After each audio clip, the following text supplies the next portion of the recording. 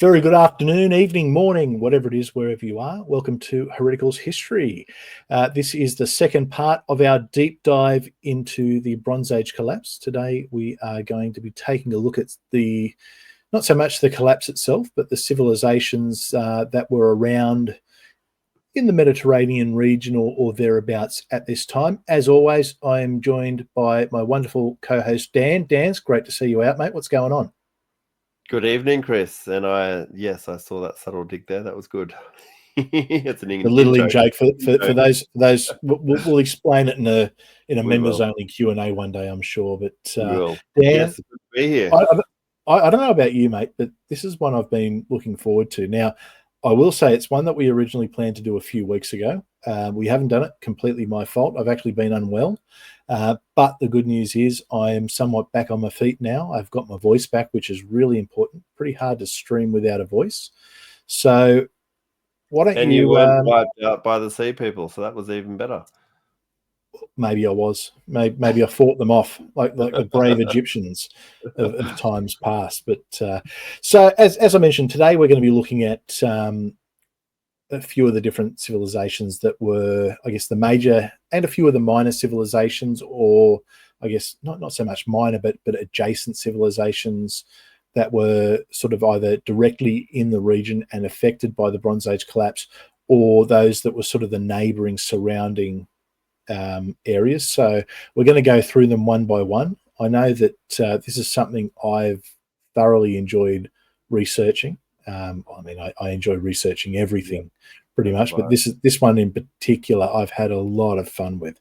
So I'm gonna put you on the spot here a bit, Dan. Out of the civilizations we're looking at today, is there one that really stands out to you, or is there one that has surprised you? Ooh, so I guess going into this, I've always loved ancient Babylon, but they're a lot more on the periphery than they're still there, and they're still a big hitter. But you've got other interesting nations like the Mycenaeans, who were pre-Greeks, and the Hittites. So the Hittites is an interesting one, especially with the old Hittites and the new Hittites and the differences between the two. And yeah, there's a lot to and of course the Egyptians. The Egyptians are always the superstar. They're always there. They're always there. And I think that's one thing that's really important to sort of mention. So there are going to be some civilizations that we do talk about, and with some of those civilizations, you'll hear, the Hittites, for example, or the Egyptians. Now, those civilizations, we're going to be talking about the incarnation of them at that time period. So say Egypt, for instance, Egypt still exists now, but Egypt now is very different to, say, Egypt 1,000 years ago, 2,000 years ago. Locations. It hasn't. No, it hasn't. But some civilizations do. Some civilizations will take on the name of different groups of people that they aren't necessarily associated with. I guess a really good modern day example of that is Palestine or Palestinians, which is actually a play on the Greek the Romanized version of the Philistines, who were the ancient biblical enemies of the Jews, and most likely came from the Greek islands. Yeah. So most likely, but we're not going to get too much into that today. But that's just to give an example. So I guess we'll kick it off. Let's start with, and of course, if you haven't already, like, subscribe, hit the notification bell, all that. Is that all the stuff I'm meant to say for YouTube? Is that like the proper streamer stuff? Oh, sure. Yeah. Like and subscribe. Keep liking and subscribing. Yeah, as at the moment. So this is we're going out live on the Hereticals History channel. So this is the first time we're going solo on Hereticals History. So we're not going on the main Hereticals channel. Just for anyone wondering, the main Hereticals channel isn't a history channel. That's sort of more a politics, pop culture, current events sort of channel, which really isn't history. And this is something that we want to grow. So as of the time of recording, we've got a grand total of 11 subscribers. Probably really 9 because, I'm one and you're one. So that's okay. It's hopefully this is something we look back at one day and say, wow, remember when we had 11 subscribers and look where we are now. Not, we are just having fun anyway. You know what? Look, the reality is, myself and Dan, we would be sitting here having these conversations anyway. You're just getting the recorded version of us having these conversations. So exactly, enjoy or don't enjoy. It's okay. We're going to talk anyway. So let's kick it off. So the Mycenaean Greeks. So the Mycenaean civilization existed from roughly around about 1600, pretty much up until the Bronze Age collapse occurs. And it's one of the more famous civilizations, but probably not famous, or a lot of people probably don't know it as the Mycenaeans. So when people think of Mycenaean heroes, like say, or legends like say Agamemnon, the great king who conquered, the king of kings who conquered Troy, they're probably just thinking of him as Greek. But the Mycenaean civilization is distinct from the later Greek civilization that occurred, that does show up later. So similar to Greece, or I guess the more modern version of Greece, or the preceding Greek culture, it did have a lot of city-states. So places like Mycenae, obviously, Tiryns, Pylos are some of the well-known ones.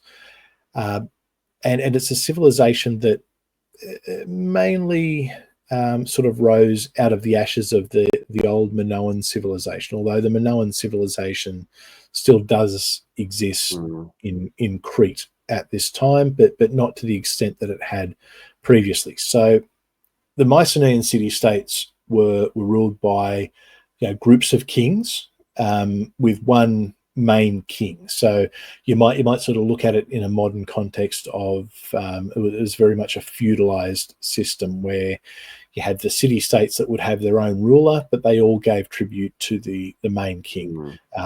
Agamemnon, for example, would have been one of those main kings. Kind of like the Roman Empire, where you have all the praetors that are in charge of little regions, and they all report to Caesar, and Caesar's rule is exactly is gospel. That's a pretty good one. That's a good comparison, actually. So I guess if we look at,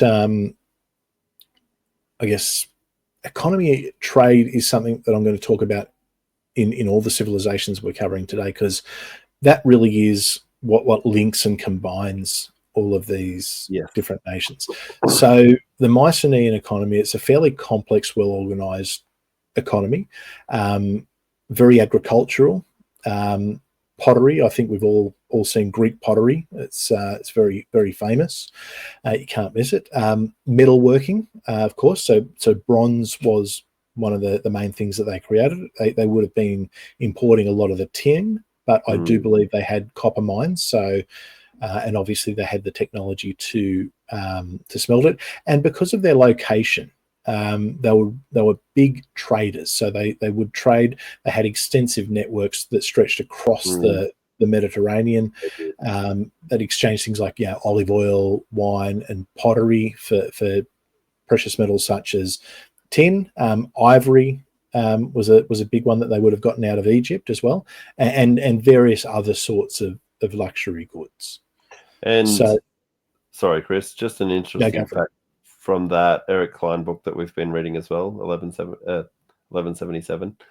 It's in one section of it, it's talking about when the Mycenaeans got big enough and took over Crete, which is the Minoans, or the rest of that civilization, isn't it? Yeah. So this was when they were established around the 1450 BC mark. They actually took over the international trade routes to Egypt. So as soon as they got that Egyptian trade route, they were a big player in the game then. And obviously once you've got trade route with Egypt in that time, you are top of the civilization chain. Exactly. It was they were very much the central powers of the time. Now look, they were a militaristic civilization, and look, you can hear about, and you can see that in some of the legends that are spoken about them. So Troy is the obvious one.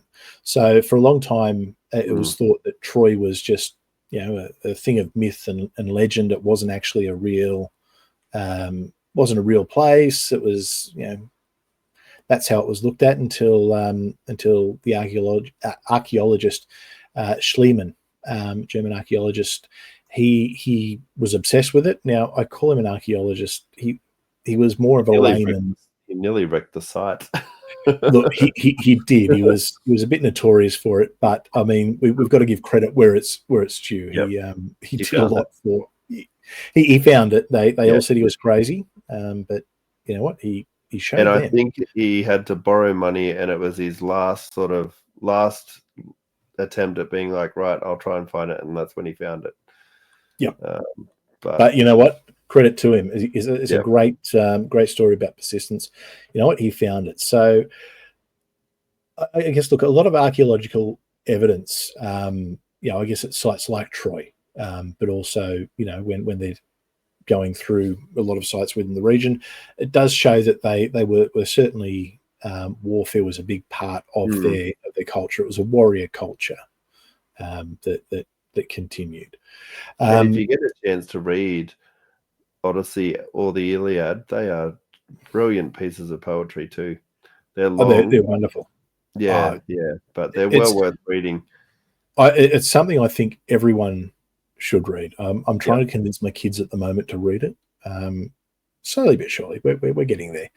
Now, the Mycenaeans, they have one of the earliest forms of writing that we've discovered as well, what's called Linear B script.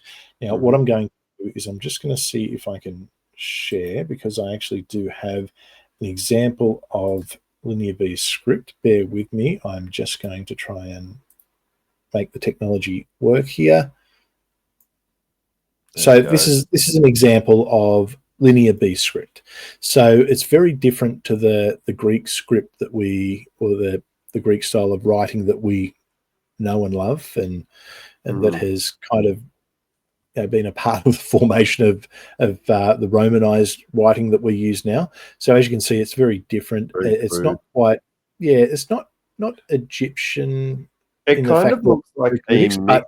It looks like a mix between hieroglyphics and cuneiform, which is the Babylonian writing, and Akkadian as well. It looks like a mix of the two. Well, there would have been similarities, and just naturally because of the trade in the region at the time. I think Egyptian hieroglyphics are fairly unique. Within that region, there was something that really sort of stood out as opposed to a lot of the other writing styles. Yeah. Although, when you look at, say, and we could do a whole multiple episodes on how language and writing developed over time, you can look at, let's say, the letter A, for instance. A was originally upside down and was a pictographical image that then got turned on its side, then got turned the way we know now, and then eventually got Romanized into what we see today. So that's it. But it's an interesting, and I believe it was in the 1950s that it was deciphered.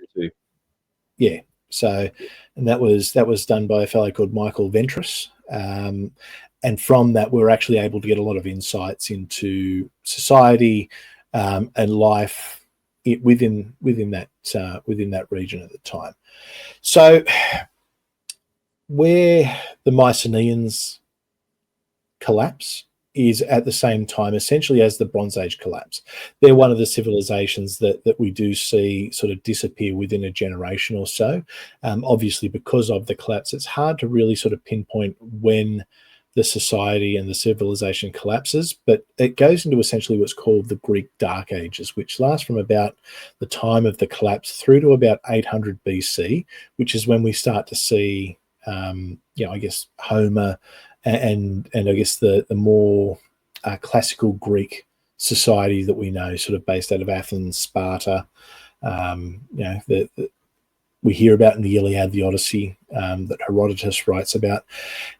Now, although we've got that dark age, and certainly, we see a new culture emerge, and we see a different style of writing emerge, the fact that Homer is able to write about these things hundreds of years later shows that, I think, to an extent, there is either a continuation of culture or certainly a continuation of an oral tradition. Not everything is lost to time, which I think.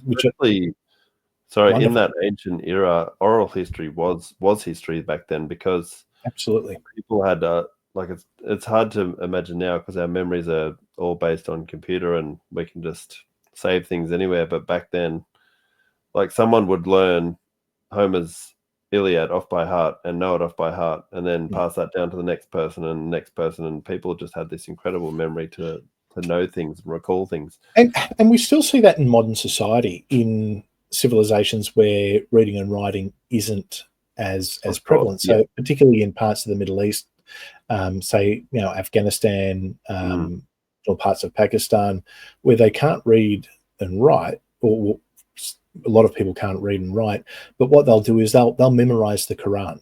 So they'll be able to recite it in its entirety. And that's just because of the way that, I guess, their brains are working. They're not sort of, it's like, I guess, with a blind person's got really good hearing, or a deaf person has great eyesight.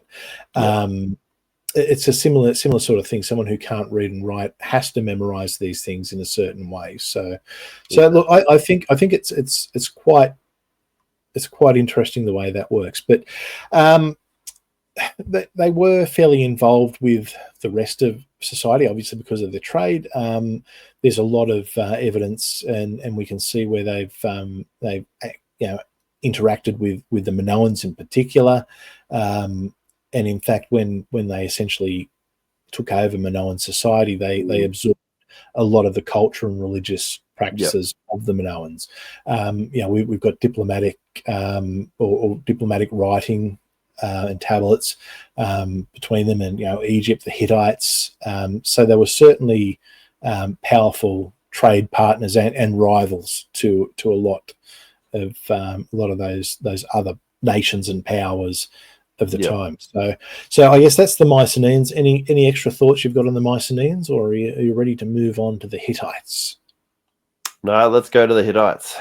The Hittites. I know this is one of your favourites, Dan. Yes. Did you want to start off on the Hittites? You've got the notes there. I'll let you take that one away. All right, and feel free to add any comments as well, Chris. But you know me, I love the sound of my own voice. I can guarantee that I will. Excellent. Well, the Hittite He's laughing. It's funny because it's true. So they were around roughly 1600 to 1180, which is again the similar time to the Bronze Age collapse. So what I was reading this week actually was there is two Hittite empires. There's the old Hittite Empire and there is the new Hittite Empire. So the old Hittite Empire was centered in Anatolia, which is modern-day Turkey, and they were a dominant political and military power, and they had advanced use of iron and formidable armies. And then, and I think it's important to note too, I mean, we're talking about the Bronze Age period. They've started developing iron. Yes. Now, they're developing iron well before the Iron Age and well before iron becomes such a, I guess, an integral part. Iron is what expanded Rome. Yeah, exactly. And we're talking almost 1,000 years, or not quite 1,000, but close to it, prior to. And to put that in perspective, that's like someone in the Middle Ages having a computer. Yeah, exactly. Or a machine gun. Or it's Chris got me onto a book recently called The Island in the Sea of Time. It's a time travel book. Time travel in history. They go back to the Bronze Age. So, but anyway, that's a story for another day. But what I was reading this week was, I think it was Eric Klein's book actually, that the new Hittite Empire is actually in the Palestine, Israel, Jordan area. And so for a long time, they couldn't figure out what the Hittites were talking about, and there was confusion because they were looking at the biblical entries and it wasn't matching some of the Hittite stuff. And then they finally figured out that the old Hittite Empire was in Turkey, and then the new empire moved more to that Israel, Lebanon, Palestine area. And I think to put it in the modern context again, that would be like, say, archaeologists in 2,000 years from now looking at the Philistines of old and the Palestinians of today and trying to work out, well, hang on, did they come from the Greek islands or were they Arabs? So a lot of the time, people they'll take on the identity or sometimes the name of different groups. Yes, they will. Yep. So politically, they were similar. They had a monarchy, and it was centralized technically. So Hittite kings, the capital was a place called Hattusa, and what a great name that is, by the way, Hattusa. Hattusa sounds very strong. Hattusa. I'd like to visit Hattusa. You probably need a archaeology degree. Probably. I don't have the archaeology degree. I've got the history degree. Well, yeah, that counts as well. But the Hittites, interestingly, despite the fact that they had a centralized monarchy, they had so many internal civil wars. There was lots of jealousy and other issues. There was an occasion where a boat full of goods was supposed to arrive and it didn't, and then there was blame going everywhere, and there was backstabbing, as a lot happened in the ancient world as well. Now, some of the famous kings, I'm going to butcher this pronunciation, but here we go. Supilumia I was the one who really expanded the Hittite Empire inside Anatolia. Muwatalli II, who that was a huge fight he had with Ramses II of Egypt. So that was the Battle of Kadesh. Yes, do you want to talk about that, Chris? The Battle of Kadesh? That could be an episode of its own, but it's one that has been written about. And we get information from the Egyptian side, so maybe a little bit of bias there. But look, I guess if you consider the location, and I'm getting back to trade again because I can't emphasize the importance of trade in history and particularly in this region. So you've got Anatolia, Turkey, just to make it easy, modern day Turkey.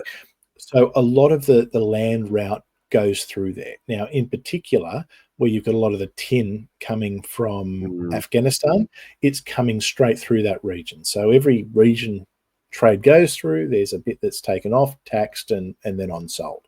So it was certainly a very profitable and popular region. And also being land-based, you do see a lot more land battles. The Anatolian region in particular, I mean, we're talking the cradle of civilization. You see sites such as Göbekli Tepe, just to name a few, Troy. So we're talking, a very ancient and historical region that had a very, very different demographic to its modern one. The modern Turks more from sort of like Turkmenistan, Central Asia, and it was very much a Greek Mediterranean.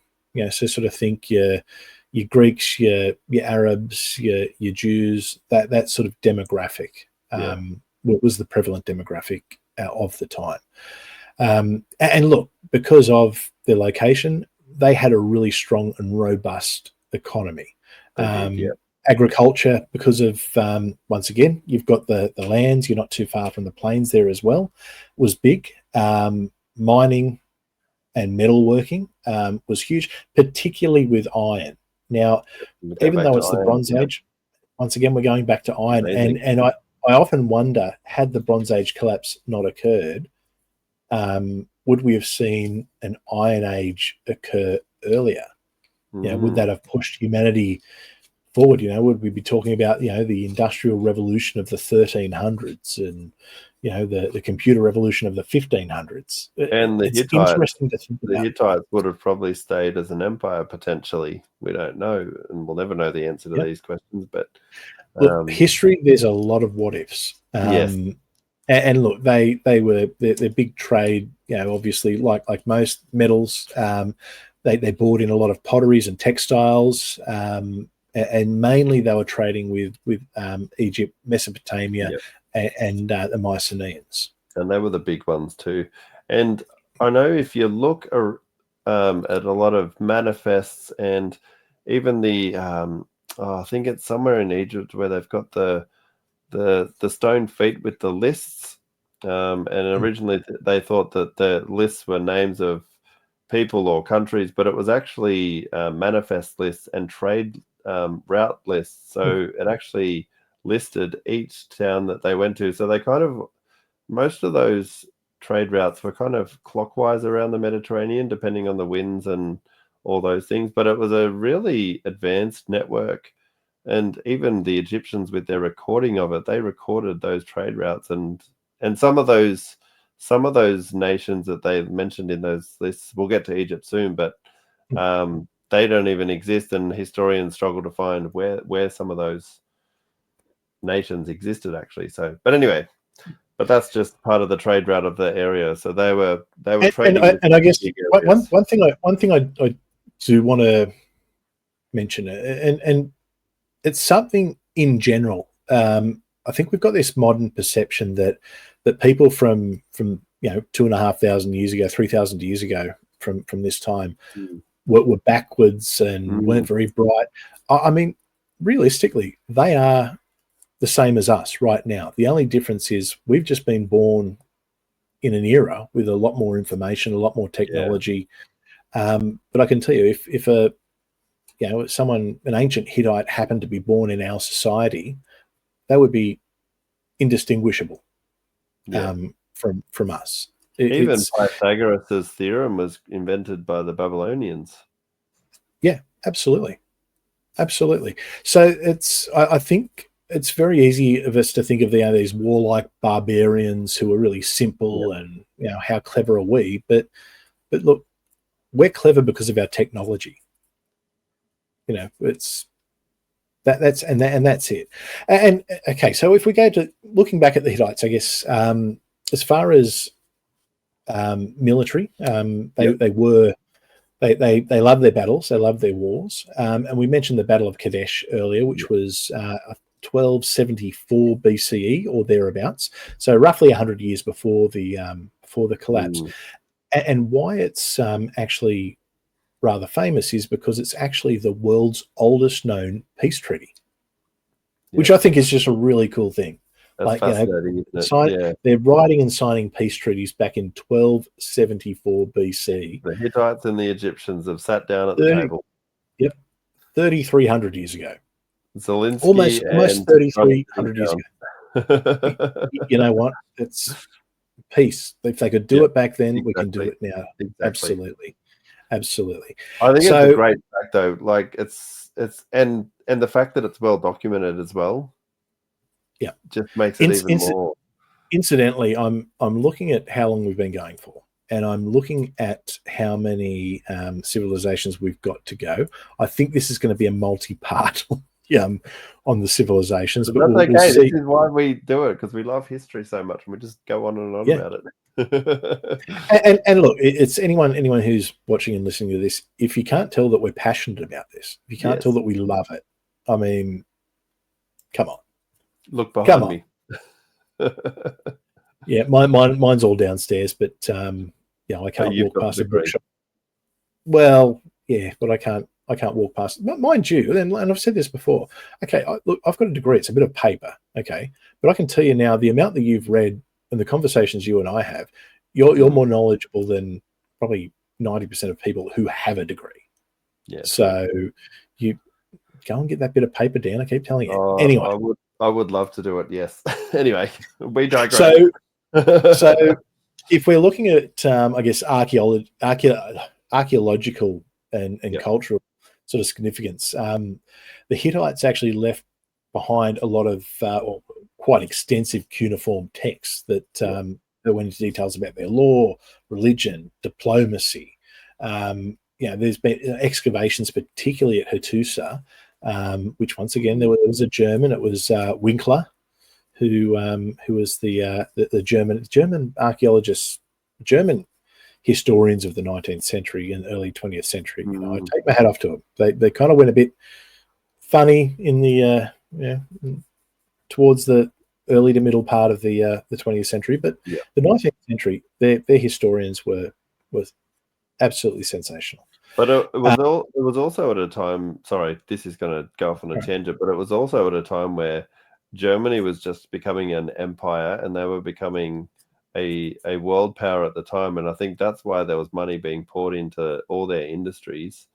And it's probably, I mean, and a lot of it is, and I'll keep this brief because this is a whole other. Oh yes, it is. That's why. Yes. So it was the Prussians who actually pushed for a lot of historical research, and I guess the father of modern history, a fellow called von Ranke, he was actually from, I think, Thuringia, which is in or around Saxony, but he went to Prussia, and the whole thought behind it was because they were trying to use history to forge a German national identity.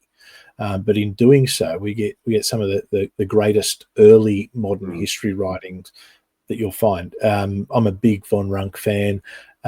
He had some wacky ideas on a few things, but he was a 19th century German.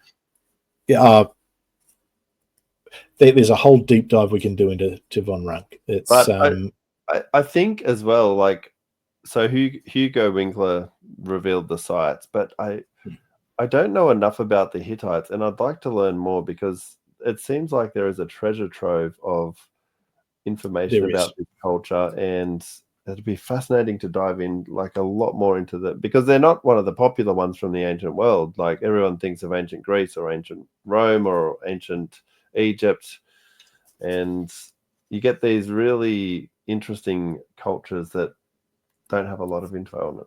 Or we do, but it's not. Yeah. Yep. And look, the Hittites have done us a great service by leaving so much behind for us that we can look into it. And look, there's probably, I keep saying this is the theme of there's a whole episode we could do just on the Hittites alone. Probably a number of episodes on the Hittites alone. But look, I guess their society collapses at the time of the Bronze Age collapse, and look, it collapses because of the reasons of the Bronze Age collapse, which we'll go into after, and sort of post the collapse, they sort of fragmented into smaller, sort of what you call Neo-Hittite states, which they had a lot of the similar culture, similar practices, heritage, but they didn't have political unity. They were very much separated. They were, and I guess similar to the Dark Age or the Greek Dark Age. We do lose a lot of information sort of in the surrounding years. And then they move as well. Move location. The name. Whether they move or another. I think it's probably more likely it's another society that adopts their name. Yeah. Which happens. I mean, Romania is another modern example of it. Where they speak a Roman language, and but they're not Italian. So they had what is interesting about them is, as we mentioned, iron is certainly something, but also their legal codes and their law system. It was really, really progressive, and in fact, they were one of the very few societies of that era who emphasized compensation over punishment. which is more of a modern concept that really even Western society's only really adapted in the last few hundred years. So, look, I think had it not been for the collapse, I think the Hittites would have been the center. They would have been to the world what the Greeks or the Romans were. Yeah, they could have been. They were so far advanced in so many areas, and they were in the perfect location. They were really the center of the world, the Hittites. Yeah. And I don't think they get enough credit in as were the Ottomans a few centuries later.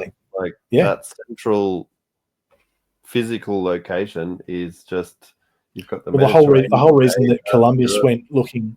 The whole reason Columbus stumbled into the Americas is because they were looking for an alternative route, so they weren't getting taxed by the Ottomans. Because everything coming from India had to go through there.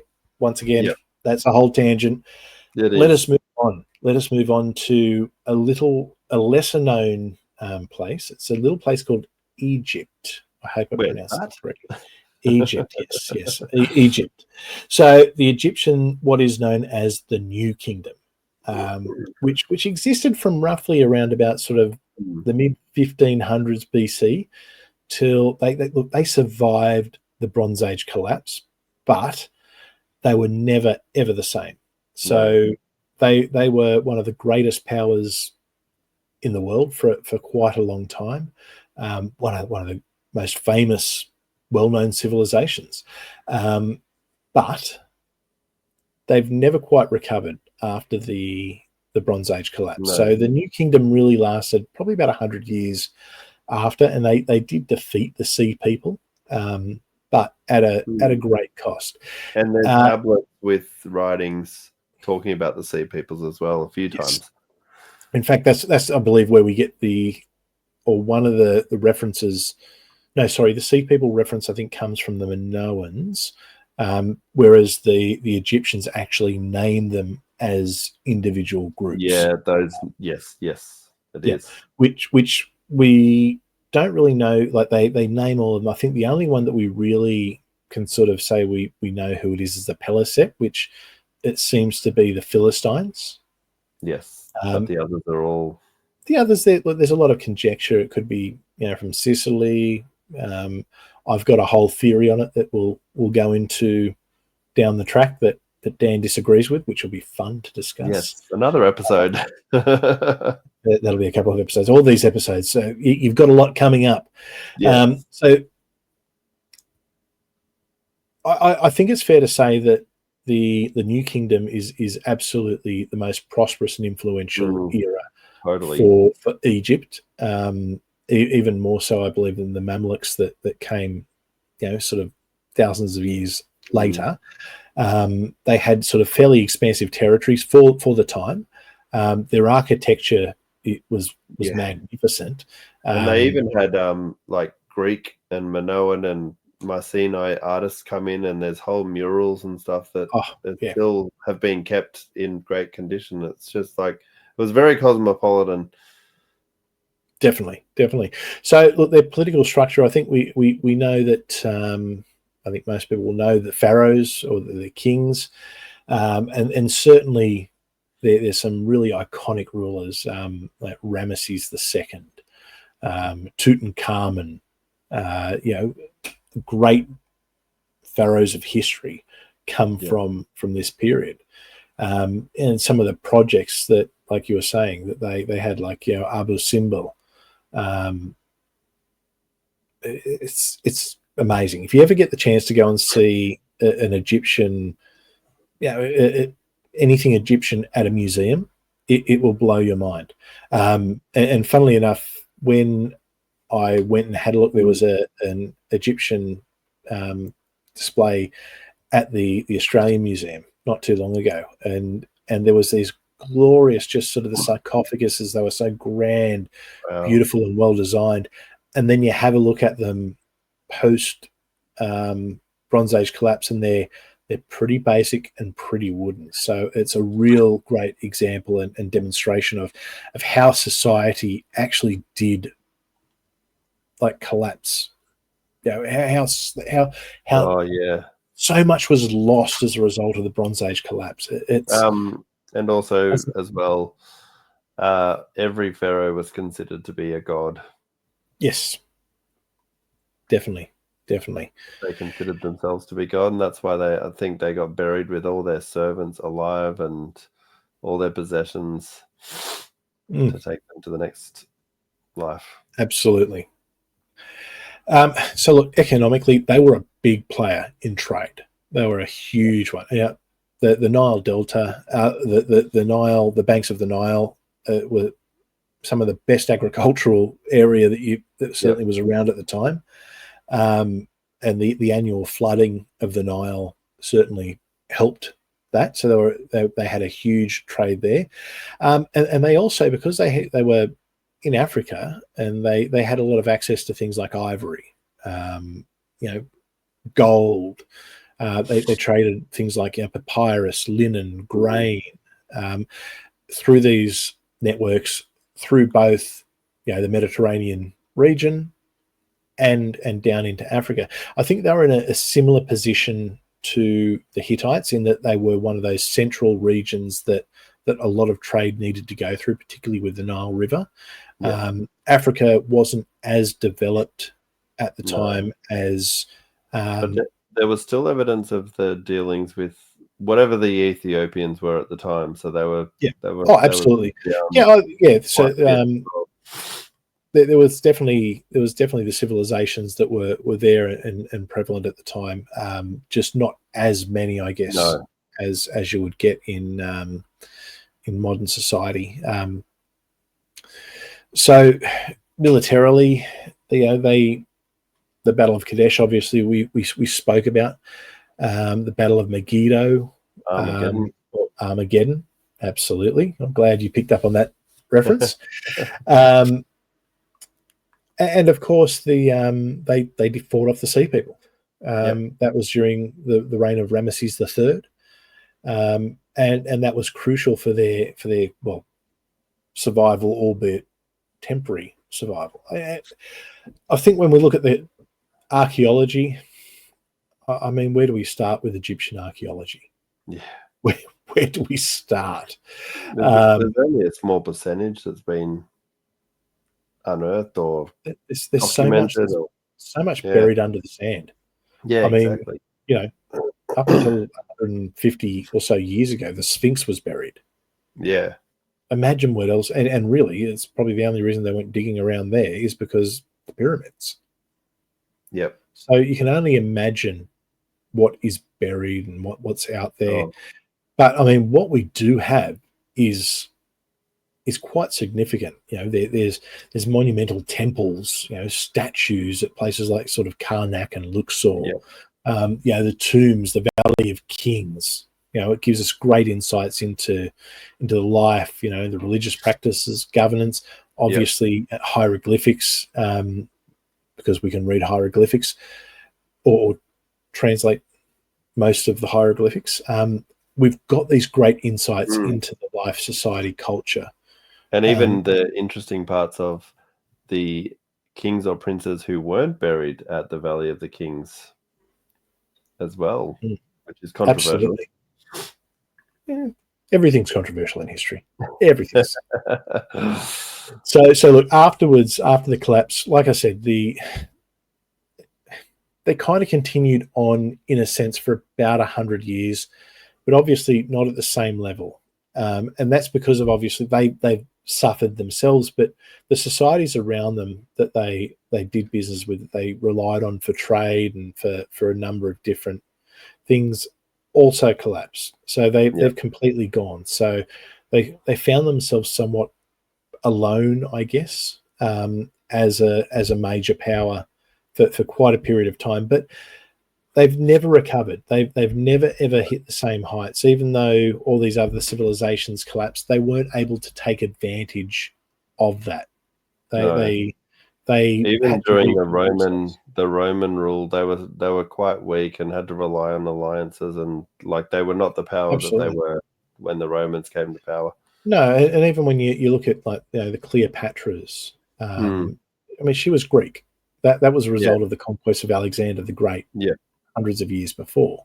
yeah. So they never quite recovered. And what essentially happens after this is it goes into what's called the third intermediate period, which was generally characterized by a lot of political instability and foreign domination. So Egypt's always been there, but it's never been the same. And I guess I keep harping on about that because it's the evidence that we can clearly see of the impact of the Bronze Age collapse, I think. So we'll move on to the next one. Now, I'm thinking time wise, I've got quite a few down. I've actually got 11 that I wanted to go through, and we've gotten through 3 in 45 minutes in what's generally an hour-long show.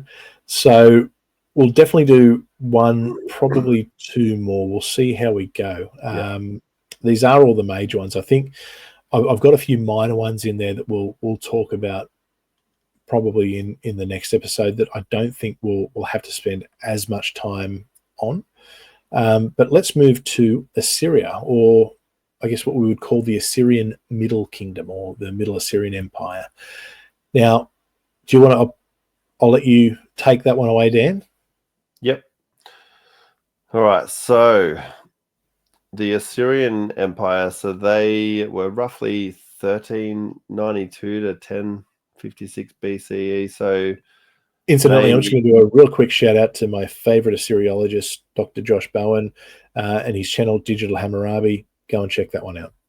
Excellent. I follow that on X as well. He's a good guy, Dr. Josh. Good guy. I'll have to get him on for an Assyrian chat at some point. But anyway, see, you almost got a sentence out before I interrupted you. That's no. I follow him and I've watched his videos as well. They're well worth a watch. So the Assyrian Middle Kingdom probably came from. They're based in Mesopotamia, so obviously you had the Tigris and the Euphrates River, the 2 big major river systems, and that's why they became such a global empire. So you would have had the Babylonians, you had the Akkadians, which is the trading language at the time, and the Sumerians had probably kind of merged or died out by then as well. But and I guess for modern context too, just so people know, Mesopotamia, we're talking sort of modern Iraq. Yep. Or the northern part of Iraq, I believe. So sort of Iraq, Iran, but mostly Iraq. Mostly Iraq. And so because they had these 2 big river systems, they were a heavy hitter as well. And then they merged into the Assyrian Empire. So they were very militaristic. They were very disciplined. They had amazing administrative systems and law systems. So the Babylonians and Akkadians created what's called cuneiform, which is the earliest form of writing, and it's the it looks like bird feet stepping on a tablet is the best way to describe it. I don't know if we have a photo, Chris, of cuneiform. I'll bring it up while you're talking. Cool. And so, through all this, they had major administrative systems. They had a great military and had a lot of city-states as well. So you would have had Ur and Babylon and a few of those other ones. And then eventually they became the Neo-Assyrian Empire, much like the Hittites became the Neo-Hittites and were never the same. So again, it's another nation that was governed by powerful kings, and they had the central authority, and they didn't really have a lot of internal strife. They did in the early days. Oh, here we go. We've got cuneiform. There it is. There's cuneiform. There's a guy called Dr. Irving Finkel, who, if you ever watch him on YouTube, he is an Assyriologist and loves cuneiform. Actually translates it through the British Museum. So if you ever watch his stuff, it's just wow. He's even translated one of the first board games from that empire that they used to play. Yeah, and I he's got I didn't know that. And he has the rules as well, so you can actually play it and play that ancient game from 3,000 years ago. That, you know what, that we're going to do that. We're going to have an episode where we play the ancient Assyrian board game. Yes, 100%. Yes. That sounds like fun. They were.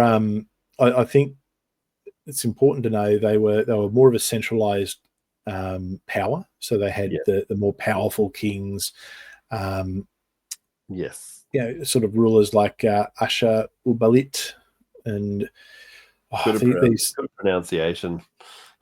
Tukulti Ninurta, who actually he conquered Babylon. Funnily enough. Yeah. Well, it's I suppose that they became centralized because it was always you'd have the Babylonians fighting the Akkadians and the Sumerians, and they were all fighting against each other. So they eventually became kind of the big empire. Yeah, they were definitely an absolute monarchy. I mean, look, most were absolute monarchies, but I think this is a great example of a real proper. Oh, they were. Absolute. I don't think there was much civil unrest at all. The king was the supreme religious and political authority, but they had a pretty good administrative bureaucracy behind them as well. Oh, so they had a very functional government. And actually, I don't know if it's this period of Assyrian history, but it was earlier on. But just a fun fact: Hammurabi, there is actually evidence of a complaint that he rejected some Minoan shoes or Mycenaean shoes. Oh, that's a great story. That's a great story. So there is the first actual complaint written down because he did not like the shoes he received. Well, I don't think it was that he didn't like the shoes, but what happened was the shoes were a gift from the Minoan king, and he sent them back. Yes, and the Assyrians wrote about it. So which I think's funny. So we don't know why. No, but first example of a return policy. Return to sender. It's you didn't even bother to re-gift them. Because I mean, a nice pair of shoes back in those days, like that was a pretty luxury gift. Oh yeah, considering most people were barefoot or dodgy sandals, and to return or to send back a gift in that time, particularly one from a king, that was a huge insult. So look, you would assume there would be more to it. Maybe it was, but we don't know. They don't fit my feet. Yep. Who knows? But the reason is lost to history. It is interesting. But yes, anyway, the Assyrian economy was very similar to Egypt. So Egypt had the Nile, and Assyria, as I said, had the Tigris and Euphrates. So they had huge agriculture. I don't think those rivers flooded like the Nile did. The Nile was very unique. The Nile is unique in that, but I mean, obviously, you've got the two major rivers, so you do have a lot of very fertile land. Yes, particularly in that time. It's hard to think of it as fertile land nowadays. No, but back then it was. Yeah, definitely. And look, in a few thousand years, we'll be again. Oh, exactly. Yeah. So they had key trade routes as well. So as Chris was saying, obviously with there was Afghanistan and some parts of India maybe at that point, but basically that was the main route through from Afghanistan through to the major centers. Yeah, and also areas like Anatolia, Babylon, the Mediterranean, they were a central trade for that, and a lot of what they were traded, metals, obviously, because metals. They got a lot of that tin, that beautiful tin going through. Textiles, so fabrics, timber was a big one. And is that where we get the Silk Roads, Chris? Is that where we get the name the Silk Roads for the trade route? That comes a bit later. So the Silk Road is essentially the road to China. So the silk came from China through essentially a lot of Afghanistan, Iran, a lot of that region. So Anyway, that's another episode again. That's a whole deep dive. That one. That's a whole deep dive. There's a whole heap of history out there. Yes. So militarily, look, they were fairly well. Look, most in the region were pretty on par with each other and developed. If they weren't, you would assume that one would dominate well and truly over all the others. But they had cavalry tactics in particular was big for them. The use of horses. They had pretty good siege techniques, so that they were sort of known for that, and they had a lot of I guess what you'd call sort of modern military ideas, like infantry formations, things along those lines. And you saw success, as I was mentioning, in things like the conquest of Babylon, which is the conquest of Babylon is a pretty big deal in that era. I mean, Babylon is one of the, if not the preeminent city. It was like a London or New York or something like that. It was the place to be. And people would conquer Babylon and they would shift their empire to Babylon. Yes. It was a great place, location wise. Yes, it was, look, the centrality, but it's a cultural hub. It's and I mean, that's why we still know about it today. And Babylon, for those who don't know, is just south of Baghdad. So it's pretty much, Baghdad is built on the outskirts of what was Babylon. So for that modern perspective, and look, from an archaeological point of view, we know a lot about the Assyrian culture, or the Middle Assyrian culture.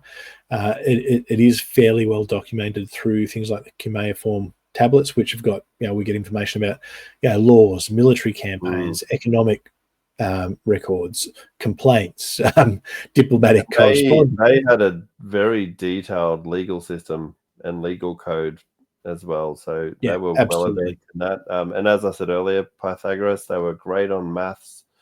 And they were very intelligent empire. Yeah, and culturally impressive too. I mean, there's been excavations done in places like Ashur, Nineveh, Nimrud, that have shown like really impressive palaces, temples, fortifications. The Assyria is something that we fortunately have a lot of information on. Like, we know a lot about them. Obviously, a lot we don't know, but certainly like the Hanging Gardens of Babylon, that's lost to time. We know of it, but we don't know about it. Yeah, we can guess. We've got some pretty good educated guesses, but certainly something that would have been. I'd love to be able to peer back in time. I think if they ever invent time travel, I mean, time tourism will be a massive thing to those eras. Oh yeah, you probably have a spear thrown at you pretty quick, or a sword go through you, because they sort of look at these strange people from a foreign land who have just shown up with their strange handheld camera devices, and we'd probably wipe them all out because we're immune to half the diseases that they would get. We'd sneeze and kill them all. Yeah. So I guess the post collapse and the aftermath, they were fairly resilient, but they did experience a pretty heavy decline. At the time of the collapse, there was a lot of internal rebellions. There was invasions coming from outside, I guess, that Mediterranean basin. So the Armenians, in particular, Armenian tribes got in and attacked them, and it just sort of led to their collapse. They did recover. They were probably one of the ones that did recover, because they weren't necessarily in the. They probably recovered a bit better than Egypt. In reality, the Neo-Assyrian Empire is a fairly powerful one, and look, I think a lot of that is because they weren't on the Mediterranean itself. They were, sort of more on the other side, so they were sort of more exposed to, so very much exposed to Persia, or what is modern Persia, India, places along those lines. So that it definitely did help. And I guess, it's, if you look at their interactions, they certainly like others, they traded. They were big traders. They engaged particularly with the Hittites, the Egyptians, the Babylonians, the Canaanites, which the Canaanites were sort of mainly city states at the time, but we'll get into the Canaanites. I think the Canaanites will definitely be in the next episode. We've gotten through 4 out of 11 in the hour that we'd set aside, which I should have known better. And we've held ourselves back, I think, as well. We could go long. Look, each of these civilizations could be an hour long in themselves. So what we might do is, I think we've just gone over the hour, so we might we'll put a to it right there. And I think this will actually, the civilizations, I think, will probably turn into a 3-parter. So we've still got some great civilizations we've got to cover. So the Minoans and the Canaanites will be in the next one, the Babylonians, of course. So we've still got some big ones. And then we're also going to look at some of the smaller ones, like the Elamite civilization, the Mitanni civilization. The Israelites, the Hebrews, yep. And Cyprus, or the Alashia. So there's a lot that we've got to go through. So look, everyone who's absolutely. So look, if you're watching this live, thank you for watching it live. If you are watching it in the future, thank you for watching it. So wherever you are, please look. If you like what we do, give us a thumbs up. It costs you nothing to subscribe. You hit the button. You're probably looking at it right now. Hit the button, subscribe. It helps us a lot. It helps get it out there. And look, I think history is something that's important that people need to know about. It needs to be shared. It's something that I'm passionate about. Dan's passionate about. And look, if you're at the end of this video, it's obviously something you've got an interest in. So please support, help us do what we do. And also comment your favorite civilization from this era. Tell us what your favorite one is. We'd love to know as well. Tell us interesting facts, things that you might sort of find, interesting. If we've made a mistake, let us know. Give it to us. Yes. Don't hold back. Thank you, everyone, for watching. Wherever you are watching this, whether it's morning, evening, afternoon, wherever you are on this beautiful planet that we're all lucky enough to occupy, have a great morning, afternoon, evening, or good night. Thank you all. Bye.